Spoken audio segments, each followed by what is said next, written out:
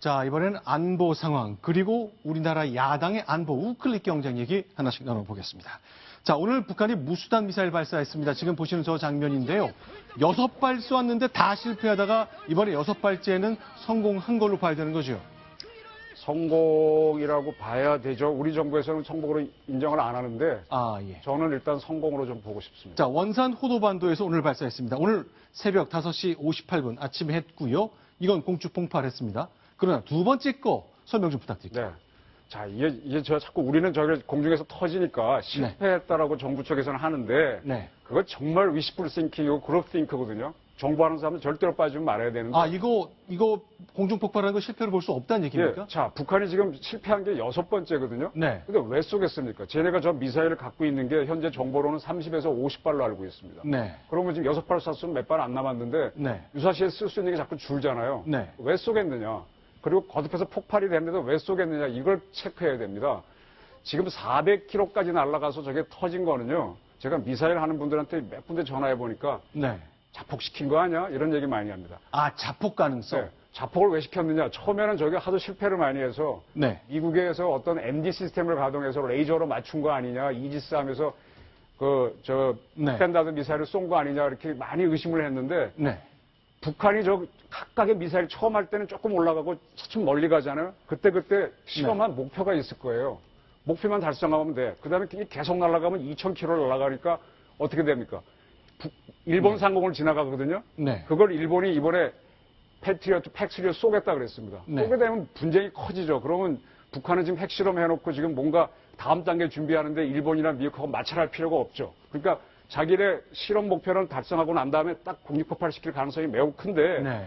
지금 우리는 NSC 열어가지고 북한이 실패했을 거다라는 우리의 위시풀 띵킹을 넣어서 전부 다 예 하는 그룹 싱크로 가는 게 아니냐라는 게 우리 군의 미사일 담당자들하고 과학자들의 거의 일치된 생각입니다. 자, 일단 오늘 청와대에서는 NSC 회의를 개최했습니다. 그만큼 상황이 위급하다는 거, 급박하게 돌아갔다는 뜻일 것 같습니다만 대외적으로 국민들한테는 이거 계속 실패입니다 얘기했지만 내부 계산은 다를 수 있다는 얘기인가요? 그러니까 NSC를 열면요. 미국 같으면 NSC를 수시로 열어갖고 대통령이 각 전투지구 사령관을 불러서 얘기를 하는데 이번 같은 경우에 공군의 방공 미사일 사령관, 육군의 미사일 사령관 불러서 구체적으로 물어봐야죠. 근데 대통령이 주재하지도 않았고 김건희 실장이 주재했고 거기에 군 수뇌부가 왔다는 얘기도 없어요. 장관들만 모여서 뭘 합니까?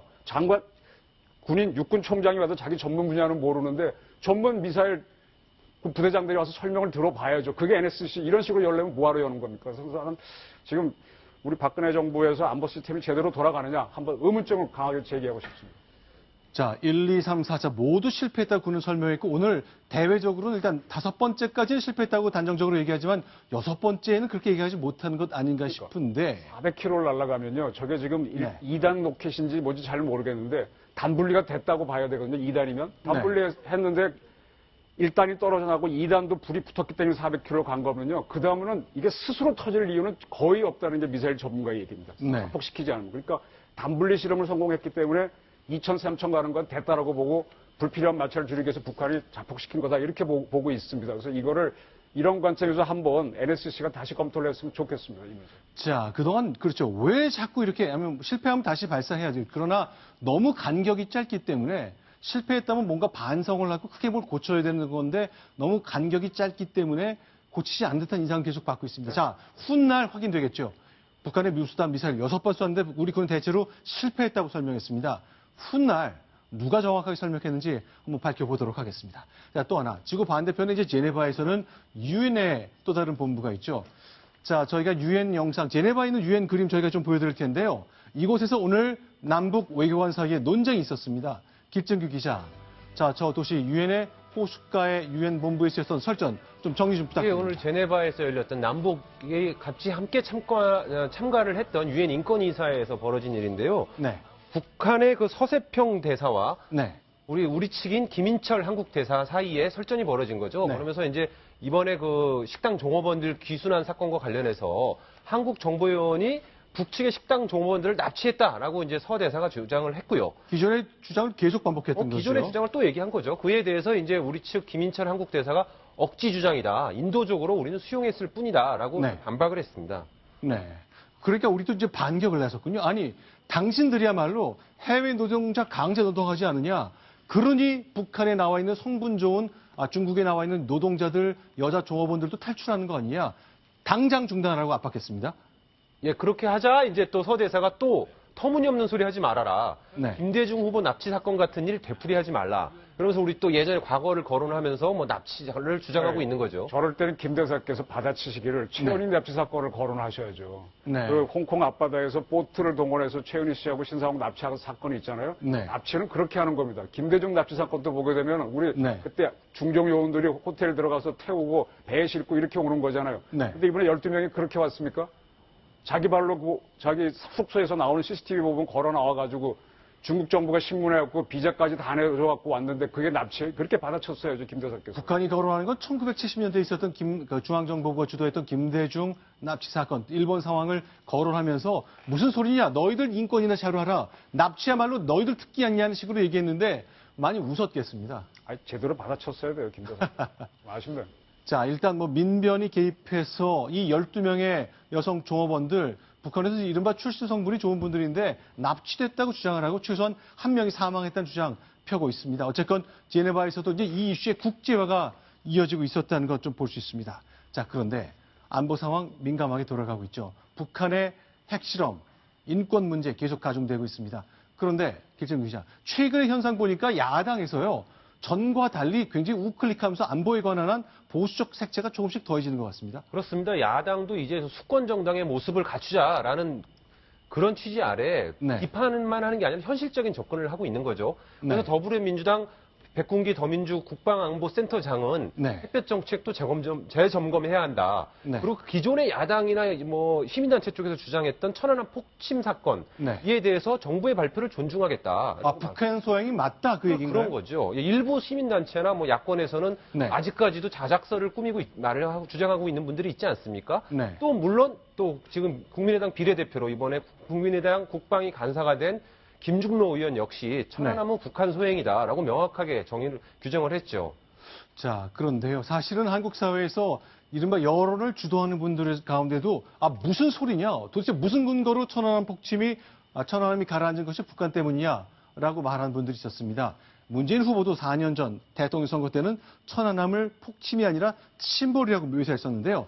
자, 야권 성향의 그 유권자들한테 영향이 굉장히 큰 도올 선생도요, 천안함 폭침 직후에는 이렇게 얘기를 했습니다. 어떻게 얘기했을까요? 듣겠습니다.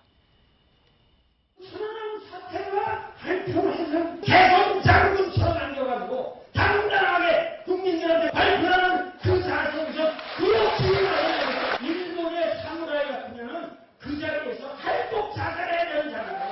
거기에 대해서 발표하는 걸 내가 어떻게 믿어?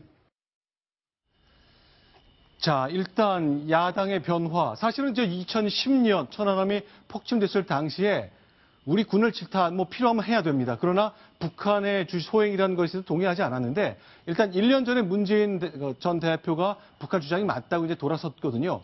길 기자. 그런데 궁금한 것이 자, 예전에는 왜 우리가 북한 소행이 아니라고 얘기했다가 1년 전부터는 왜 천안함 폭침이 북한 소행이라고 믿게 된 건지 이유는 설명이 없어요. 과연 무엇이 달라졌길래 그런 질문은 안 나옵니까?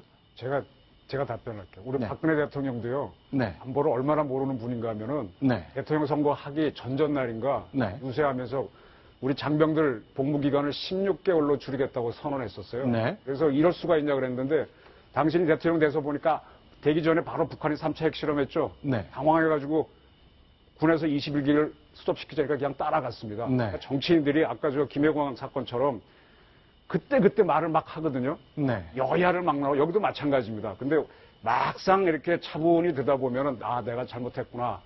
근데 아까 차라리 MB는 I'm sorry하고 인정을 했잖아요. 우리 네. 박 대통령 인정도 안 하고 신공항이다 이렇게 밀어붙이니까 문제인데 제대로 아시면 다 저렇게 얘기하실 수 있습니다.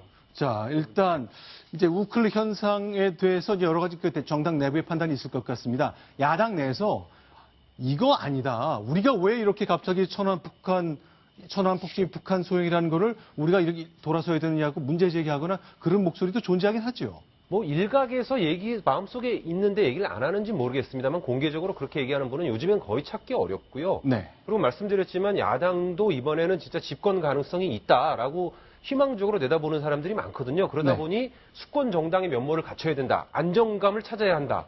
뭐 야당이 되면 갑자기 안보가 불안해질 것이다. 이런 국민들의 의구심을 깨기 위해서라도 더욱더 우클릭 경쟁을 더 많이 할 것 같습니다. 앞으로 더 선거 때까지 더 계속 나올 가능성을 예상하십니다. 네. 어제 김종인 대표가 그 국회 원내 교섭단체 대표연설에서 두 개의 이빨을 얘기했죠.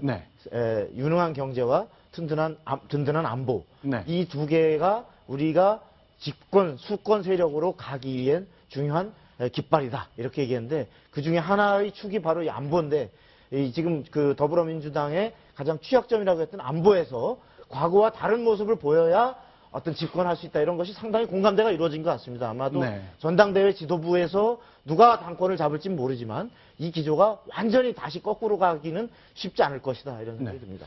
제가 궁금한 건 사실은 이제 수권 정당이 위한 태도가 4년 전에 없었을 리가 없죠. 그때도 이제 대통령 선거에서 유력한 후보를 냈는데 어쨌건 듣고 싶습니다. 왜 그때는 아니었는데 이번엔 맞다고 했는지. 자, 잠시 후에 소개드릴 이 뉴스의 영화 제목을 제가 좀 패러디에 소개드렸는데 좀 어색했습니다. 자, 이정은 편집위원 여기서 인사를 드리겠습니다. 안녕하십니까? 감사합니다. 자, 다음 소식 보겠습니다. 5번째 소식입니다.